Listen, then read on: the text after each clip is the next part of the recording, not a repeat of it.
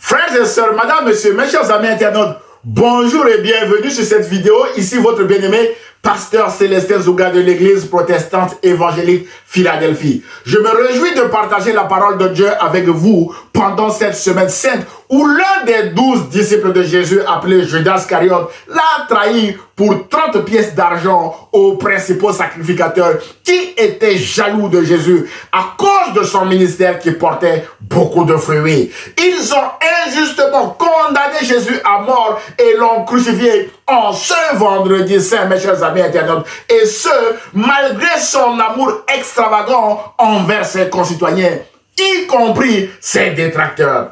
Mes chers amis internautes, frères et sœurs, la mort par la crucifixion était courante dans l'Empire romain. Vous remarquerez que Jésus a été crucifié entre deux hommes. Mais la crucifixion de Jésus était spéciale et reste encore spéciale aujourd'hui à cause de tout ce qui s'était passé ce vendredi saint que nous célébrons aujourd'hui, mes chers amis internautes. La Bible déclare en Luc chapitre 23, versets 44 à 47 que il était environ midi quand le soleil cessa de briller. Waouh! L'obscurité se fit sur tout le pays et dura jusqu'à 3 heures de l'après-midi. Le rideau suspendu dans le temple se déchira par le milieu. Jésus s'écria d'une voix forte: Père, je remets mon esprit entre tes mains. Après avoir dit ces mots, il mourut. Waouh! Mes chers amis internautes, frères et sœurs, au verset 47, il est écrit que le capitaine romain vit ce qui était arrivé. Il loua Dieu et dit: certainement, cet homme était innocent. Ou encore, cet homme était véritablement le Fils de Dieu. Voilà le témoignage de l'officier romain qui avait commandé le peloton d'exécution de Jésus, mes chers amis internautes. Il a rendu témoignage que Jésus était véritablement le Fils de Dieu. Mon frère, ma soeur, ils ont tué un innocent qui était véritablement le Fils de Dieu. Mais la bonne nouvelle est que Jésus-Christ a triomphé de la mort et de toute domination et est ressuscité vainqueur. Jésus a dit en Apocalypse chapitre 1 verset 18 que j'étais mort et voici, je suis vivant au siècle des siècles. Je tiens les clés de la mort et du séjour des morts. C'est pourquoi le titre de notre exhortation d'aujourd'hui est tiré de 1 Corinthiens chapitre 13 verset 8 qui dit: l'amour ne meurt jamais parce que Dieu est amour, ou encore Jésus-Christ est amour et on ne tue pas l'amour, mes bien-aimés dans le Seigneur.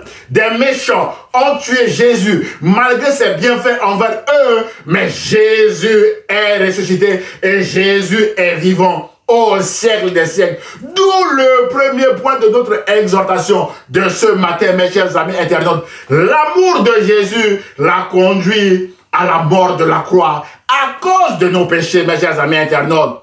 Mon frère, ma soeur, selon le témoignage des disciples d'Emmaüs, Jésus était un prophète puissant en œuvre et en parole devant Dieu et devant tout le peuple. D'après Luc chapitre 24, verset 19.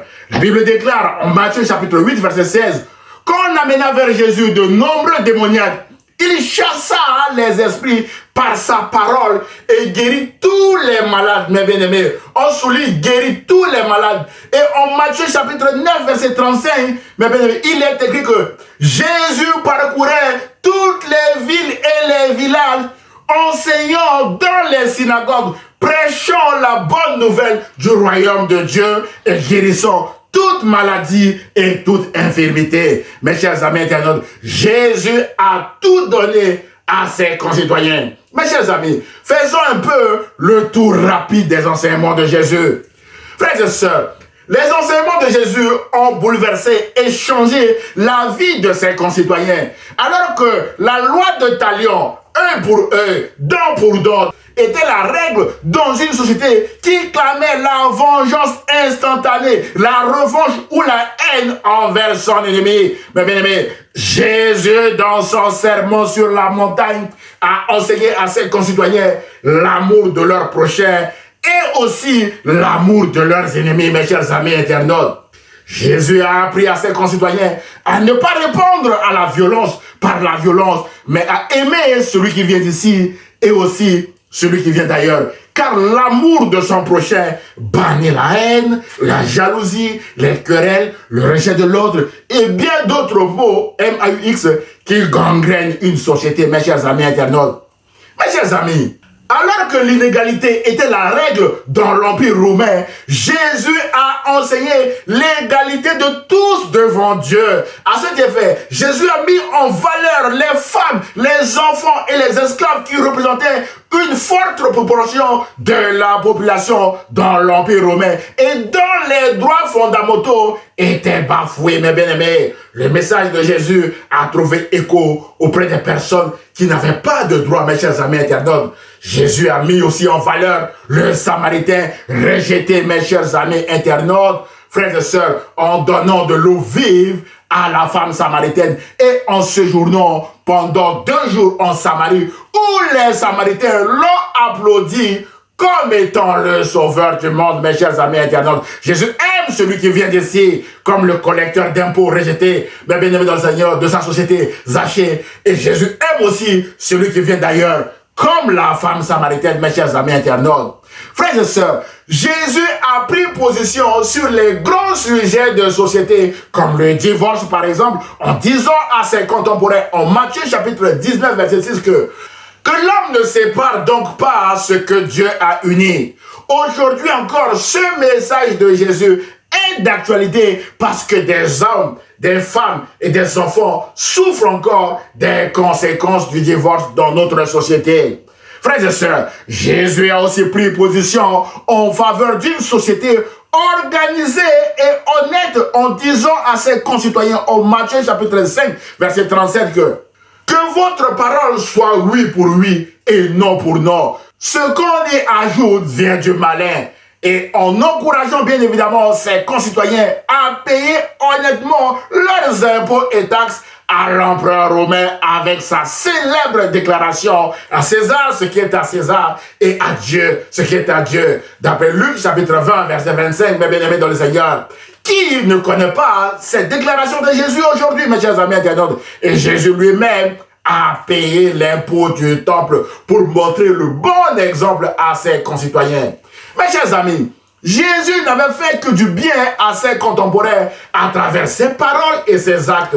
Aujourd'hui encore, ses enseignements continuent de faire du bien à notre société. Mais en réponse à tous ces bienfaits, Jésus a été crucifié injustement à cause de la haine, de la jalousie, de l'hypocrisie et de la ruse qui gangrénait l'Empire romain. Aujourd'hui encore, mes chers amis internautes, il y a des personnes rusées autour de nous auxquelles nous devons faire attention. Et tous les enseignements de Jésus restent encore d'actualité. Par exemple, Jésus a dit, soyez prudents comme des serpents, mes chers amis internautes. Nous devons être prudents dans une société où il y a encore de la haine, de la jalousie, de l'hypocrisie, mes chers amis internautes, qui gangrènent notre société. Frères et sœurs, mes chers amis, sur la crucifixion de Jésus, quand Pilate a demandé à la foule venue tôt le matin chez lui avec Jésus, mes chers amis internautes, quel mal a-t-il fait cet homme? Je n'ai rien trouvé en lui qui mérite la mort. La foule a crié encore beaucoup plus fort. Crucifiez-le, crucifiez-le. Dans sa ruse, Ponce Pilate prit de l'eau, se lava les mains devant la foule et dit, je ne suis pas responsable de la mort de cet homme. C'est votre affaire. Toute la foule répondit à Ponce Pilate que les conséquences de sa mort retombent sur nous et sur nos enfants. Ils sont allés crucifier Jésus. Mais bien aimé dans le Seigneur, on le lit en Matthieu chapitre 27. Voilà la réponse au bienfait que Jésus a fait à ses concitoyens. La réponse, c'est la mort par crucifixion.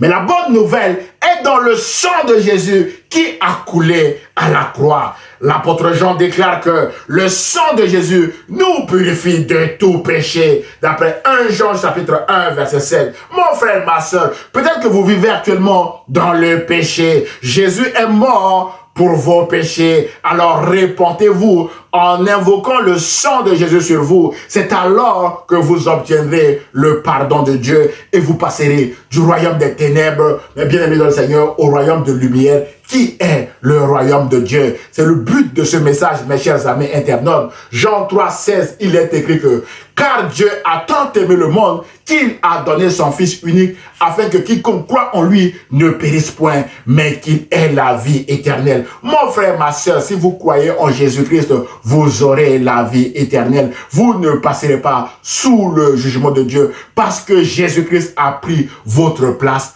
à la croix, mes chers amis internautes. Frères et sœurs, peut-être que vous n'avez pas encore accepté Jésus-Christ comme votre Seigneur et Sauveur. L'apôtre Jean a déclaré en Jean chapitre 20, verset 31 que ces choses ont été écrites afin que vous croyiez que Jésus est le Christ, le Fils de Dieu, et qu'en croyant, vous ayez la vie en son nom, mes chers amis internautes. Jésus veut vous laver par son sang. Jésus veut vous purifier par son sang et vous donner la vie éternelle. Alors, ne résistez pas à cet appel de grâce en acceptant Jésus-Christ comme votre Seigneur et Sauveur, mes chers amis internautes. C'est alors que vous vivrez éternellement avec Jésus-Christ et vous échapperez au jugement de Dieu. Frères et sœurs, mes chers amis internautes, vous qui souffrez actuellement parce que les uns ou les autres vous ont rendu le mal pour vos bienfaits envers eux, prenez courage parce qu'on ne tue pas l'amour. C'est le titre de notre message. L'amour ne meurt jamais. C'est ce que nous allons voir maintenant dans le deuxième et dernier point de ce message. Point numéro 2, l'amour ne meurt jamais ou encore, on ne tue pas l'amour. Mes chers amis internautes, frères et sœurs, l'amour ne meurt jamais parce que Dieu est amour et Dieu est juste. La Bible déclare que la justice et l'équité sont la base de son trône, d'après le Psaume 89, verset 14, et que l'Éternel est juste dans toutes ses voies, mes bien-aimés, d'après le Psaume 145, verset 17. C'est à ce titre que Dieu a rendu justice à Jésus. Premièrement, quel a été le sort de Judas Iscariote, le traître qui a été puissamment utilisé par Satan contre Jésus, mes bien-aimés? La Bible répond à cette question en Matthieu chapitre 27, verset 3 à 8, où il est écrit que Judas Iscariote, qui l'avait livré, voyant qu'il était condamné, se repentit et rapporta les 30 pièces d'argent aux principaux sacrificateurs et aux anciens, en disant, « J'ai péché en livrant le sang innocent. » Ils répondirent, « Que nous importe, cela te regarde, Judas Iscariote. » Mais bien aimé, Judas jeta les pièces d'argent dans le temple, se retira et alla se pendre. Waouh, mon frère, ma soeur, Judas Iscariote est allé se pendre. Les principaux sacrificateurs ramassèrent les 30 pièces d'argent et dirent, il n'est pas permis de les mettre dans le trésor sacré, puisque c'est le prix du sang. On souligne le prix du sang. Et après en avoir délibéré, ils achetèrent avec cet argent le champ du potier pour la sépulture ou le cimetière des étrangers. C'est pourquoi ce champ a été appelé champ du sang jusqu'à ce jour, mes chers amis internautes. Mon frère, ma soeur, le sort de Judas Iscariote que nous venons de voir doit vous interpeller si vous trahissez des gens autour de vous, dans votre famille, dans votre lieu de travail, dans votre pays ou partout où vous êtes actuellement, mes bien-aimés dans le Seigneur. Rappelez-vous que le gain sordide obtenu après toute trahison est appelé voiture du sang, maison du sang, argent du sang, qui ne profite jamais éternellement à son auteur. Alors, répentez-vous si vous êtes sur cette mauvaise voie avant qu'il ne soit trop tard pour vous, mon frère, ma soeur. La Bible déclare que là où le péché abonde, la grâce de Dieu surabonde. Répentez-vous, mes bien-aimés, en répondant à cet appel de grâce de Jésus et en changeant de direction pour vivre désormais selon les enseignements de Jésus, pour s'aimer l'amour et récolter aussi l'amour des uns et des autres, mes chers amis internautes. Deuxièmement, toujours au titre de la justice de Dieu à Jésus, Quelle a été l'attitude de Jésus face à cette mort injuste de la croix et à tous ces agissements autour de Jésus, mes chers amis internautes?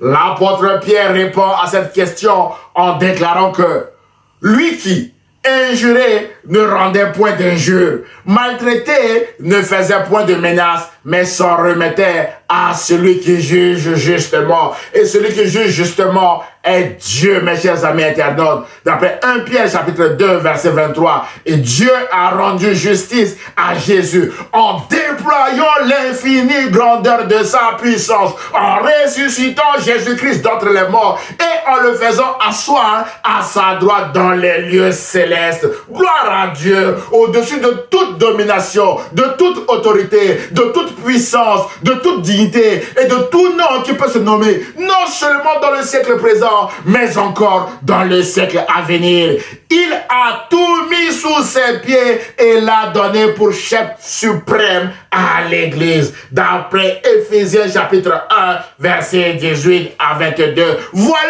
la justice de Dieu face à la ruse, face à la haine et à la jalousie et la trahison de Judas Iscariote et compagnie. Mon frère, ma soeur, peut-être que vous souffrez actuellement à cause de quelqu'un à qui vous avez fait du bien, mais en retour de votre bien, cette personne vous a fait du mal. Encore et encore. Elle continue de vous faire du mal, comme Judas Iscariote et compagnie ont fait du mal à Jésus. Mais bien aimé dans le Seigneur, vous êtes en larmes peut-être en ce moment par terre en train de crier à Dieu à cause de cette personne. Mon frère, ma soeur, prenez courage car Dieu a entendu la voix de vos larmes comme il est écrit dans le Psaume 6 verset 9 que l'Éternel entend la voix de mes larmes.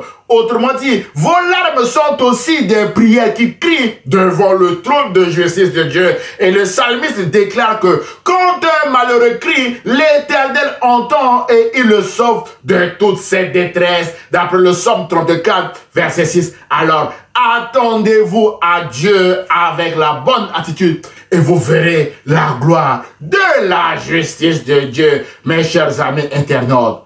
En conclusion de notre exhortation d'aujourd'hui, mes chers amis internautes, frères et sœurs, l'amour ne meurt jamais parce que Dieu est amour. On ne tue pas Dieu, on ne tue pas l'amour, mes chers amis internautes. Les méchants ont tué Jésus malgré son amour extravagant envers tous, mais la bonne nouvelle est que Jésus est vivant au siècle des siècles, mes bien-aimés. Mon frère, ma soeur, peut-être que vous souffrez actuellement d'une injustice ou d'une trahison quelconque. Prenez courage et persévérez dans la prière. C'est alors que Dieu fera concourir le mal provoqué par vos ennemis à votre bien, comme il est écrit, mes bien-aimés dans le Seigneur, que toutes choses concourent au bien de ceux qui aiment Dieu. D'après Romains chapitre 8, verset 28. Dieu vous rendra aussi justice comme il a rendu justice à Jésus. Pour vous encourager pendant votre temps d'attente, Job a dit ceci: ne sais-tu pas que de tout temps, depuis que l'homme a été placé sur la terre, le triomphe des méchants a été court et la joie de l'impie momentanée? D'après Job chapitre 20 verset 4 à 5. Mon frère, ma soeur, le triomphe de vos méchants est court comme le triomphe des méchants qui ont tué Jésus. Ça a duré 2 jours. Au 3e jour, Jésus était ressuscité. Jésus a triomphé de cette mort et est ressuscité vainqueur, mes chers amis internautes. Alors, prenez courage. Bientôt, l'heure de votre victoire aussi va arriver. Glorifiez donc Dieu en ce vendredi saint à cause de votre victoire acquise par Jésus à la croix et attendez-vous à l'intervention, mes bien-aimés dans le Seigneur, imminente de Jésus dans votre vie.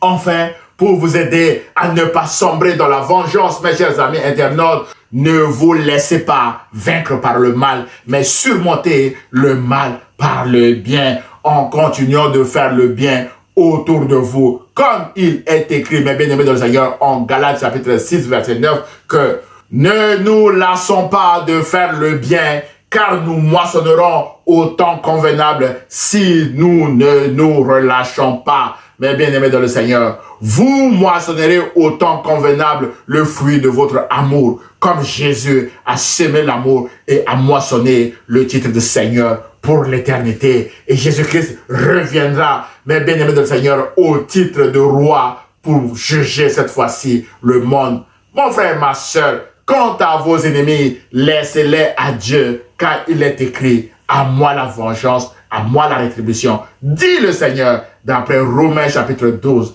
verset 19. Voilà le message que le Seigneur avait mis sur mon cœur pour vous encourager avec en ce vendredi saint, mon frère, ma soeur. J'ose espérer que ce message vous a fait du bien. Alors, aimez-le, commentez-le et partagez-le à vos proches. Que Dieu vous bénisse. Bon vendredi saint à vous tous.